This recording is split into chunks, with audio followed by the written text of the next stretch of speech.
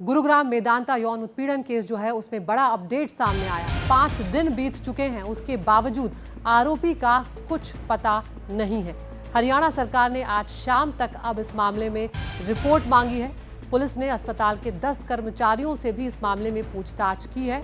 इतना ही नहीं, अस्पताल के सीसीटीवी कैमरों के फुटेज जो हैं उनकी भी जांच की जा रही है। 6 सदस्यों की एसआईटी की टीम जो है वो इस मामले की जांच कर रही है। लेकिन बड़ी बात कि अस्पताल के भीतर एक यौन उत्पीड़न का मामला हो गया और उसके बाद भी 5 दिन बीतने के बाद भी आरोपी का पता नहीं है। अब हरियाणा सरकार ने यहाँ पर अस्पताल प्रशासन से, मेदांता के प्रशासन से शाम तक इस मामले में रिपोर्ट मांगी है और पुलिस ने अस्पताल के 10 कर्मचारियों से इस मामले में पूछताछ की है।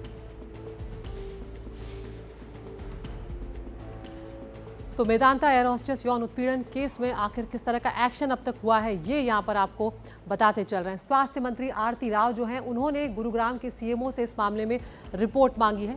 सीएमओ से रिपोर्ट जब मांगी गई है उसमें सीएमओ डॉक्टर अलका सिंह जो हैं उन्होंने अस्पताल से इलाज की डिटेल मांगी है कि जो वो महिला थी उनका क्या इलाज चल रहा था, क्यों उन्हें वेंटिलेटर पर रखा गया था, इस तरह के डिटेल्स उनसे मांगे गए हैं। इसके अलावा उनके जो मरीज थी, जो पीड़ित महिला है, एडमिट होने से लेकर डिस्चार्ज होने तक की पूरी हिस्ट्री मांगी है, पूरी डिटेल यहाँ पर मांगी गई है कि क्या तकलीफ थी, कब वो एडमिट हुई है, किस वक्त उन्हें डिस्चार्ज किया गया।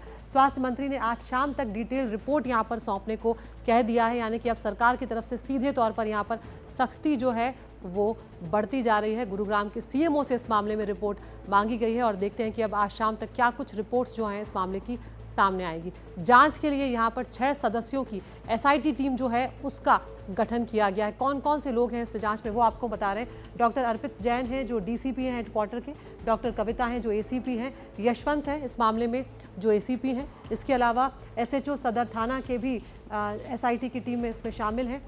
इंचार्ज हैं महिला थाना ईस्ट, वो भी इसमें शामिल हैं और सीआईए इंचार्ज हैं सेक्टर 40 के, वो भी इस जांच में शामिल हैं। तो ये अपने आप में इतना बड़ा मामला हो गया है जिसने कई सवाल यहाँ पर खड़े कर दिए कि क्या अस्पताल में भी हम सुरक्षित नहीं हैं। आखिर हुआ क्या है मेदांता अस्पताल में, वो यहाँ पर हम आपको बता रहे हैं। बंगाल से एयर होस्टेस थी एक, वो ट्रेनिंग के लिए दिल्ली आई हुई थी। अचानक उनकी तबीयत बिगड़ती है तो उन्हें अस्पताल में भर्ती करवाया जाता है। 46 साल की एयर होस्टेस 6 अप्रैल को वेंटिलेटर पर थी जब उनकी तबीयत खराब हुई, जब वो अस्पताल पहुंची। वेंटिलेटर पर रहने के दौरान उन्होंने यौन उत्पीड़न का आरोप लगाया है। उनका कहना है कि अस्पताल के किसी मेल स्टाफ ने, किसी पुरुष स्टाफ ने ही उनके साथ छेड़छाड़ की है। बेहोशी की वो हालत में थी, यानी कि वो आधी बेहोशी की हालत में थी, वो बहुत कमज़ोर थी, इसलिए वो कुछ कह नहीं पा रही थी, लेकिन वो सब समझ रही थी और इसी चलते ये पूरा मामला उनके साथ हो गया। घर पहुंचकर उन्होंने, जब वो डिस्चार्ज हो गई अस्पताल से, तब जाकर उन्होंने अपने पति को अपनी आप बीती बताई है, जिसके बाद 112 नंबर पर कॉल किया गया। लीगल एडवाइज़र जो हैं उनके सामने पुलिस से इस मामले की शिकायत की गई है और अब शिकायत के आधार पर गुरुग्राम सदर थाने में मामले में एफआईआर दर्ज हुई है और एसआईटी की टीम का गठन किया गया है। मुकेश सिंह सेंगर हमारे सहयोगी हमारे साथ जुड़ गए हैं। मुकेश, अस्पताल के भीतर कोई वारदात अगर हो जाती है तो 5 दिन बहुत लंबा वक्त हो जाता है आरोपी तक पहुंचने में। आखिर क्या कुछ इस मामले में चल रहा है और ये देरी की वजह क्या है? देखिए, ये जो मामला है इसमें क्योंकि शुरुआत में तो जो विक्टिम थी वो होश में नहीं थी और जब होश में आई उसके बाद उन्होंने अपना स्टेटमेंट रिकॉर्ड कराया। तो अभी तक पुलिस ने जो अंदर के सीसीटीवी हैं वो अस्पताल ने दिए हैं, उसकी जांच कर रही है कि आखिर कौन एम्प्लॉय था, किसने ऐसा किया है। और एक हरियाणा के जो स्वास्थ्य मंत्री हैं उन्होंने एक एसआईटी गठन किया है, वो एसआईटी जो है वहाँ जाकर जाँच कर रही है। और एक जो गुरुग्राम के सीएमओ हैं उनसे भी रिपोर्ट मांगी गई है कि आखिर अस्पताल में क्या कुछ हुआ है, इसके लिए कौन जिम्मेदार है। लेकिन अभी तक यही साफ नहीं हो पाया कि आखिर इस घटना को अंजाम देने वाला अस्पताल का कौन सा कर्मचारी है, क्योंकि डायरेक्ट तौर पर कोई ऐसा एविडेंस अभी पुलिस के हाथ नहीं लगा है जिसकी बेसिस पर ये समझा जाए कि इसमें कौन सा आरोपी है, कौन सा वो कर्मचारी है। तो जो विक्टिम है उसने अपने स्टेटमेंट में ये कहा है कि जो आरोपी है जब वो बेहोश थी वेंटिलेटर पर, तो आरोपी ने उनका जो कमरबंद था उसका साइड लेने के बहाने चादर के नीचे से हाथ डाला और उनके प्राइवेट पार्ट को टच किया और उनका यौन शोषण किया, ये भी उनका एलिगेशन है।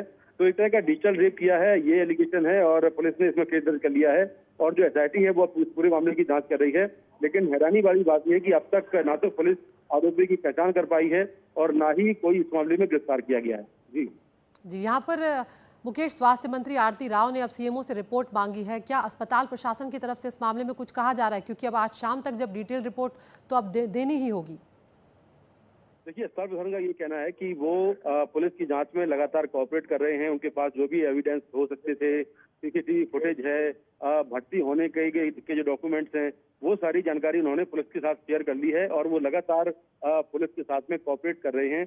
हॉस्पिटल का ये भी कहना है कि जो एलिगेशन है वो अब तक के हिसाब से ऐसा लगता है कि बेसलेस है, ये भी कहना है। तो अभी कुल मिलाकर क्या कुछ वहां पर हुआ है, एग्जैक्ट क्या कुछ हुआ होगा, इसको लेकर अभी पुलिस जांच कर रही है, एसआईटी बनाई गई है।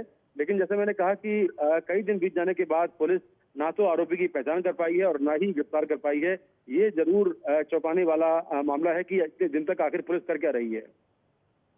बिल्कुल मुकेश, और यही एक बड़ा सवाल है कि जिस वेंटिलेटर रूम में उस महिला को रखा गया होगा जहां पर आरोपी ने उसके साथ यौन उत्पीड़न किया, वहां का सीसीटीवी फुटेज निकालना बहुत बड़ा काम नहीं है, बहुत ज़्यादा वक्त इसमें नहीं लगता। लेकिन 5 दिनों बाद भी आरोपी अब तक पकड़ से, गिरफ्त से दूर है।